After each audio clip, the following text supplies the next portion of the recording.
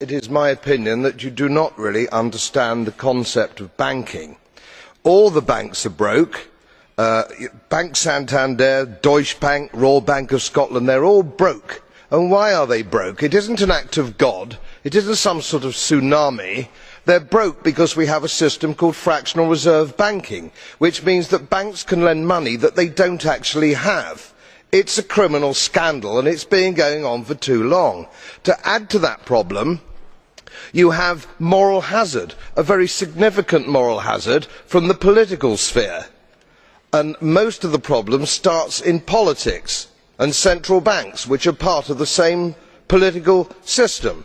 We have counterfeiting, sometimes called quantitative easing, but counterfeiting by any other name. The artificial printing of money, which if any ordinary person did, they'd go to prison for a very long time.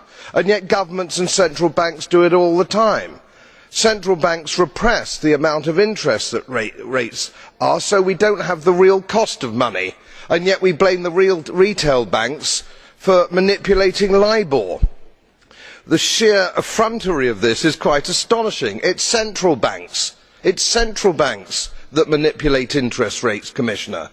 And plus, underneath all this, we talk loosely, in a rather cavalier fashion, do we not, about deposit guarantees. So when banks go broke through their own incompetence and chicanery, the taxpayer picks up the tab. It's theft from the taxpayer. And until we start sending bankers, and I include central bankers and politicians, to prison for this outrage, it will continue.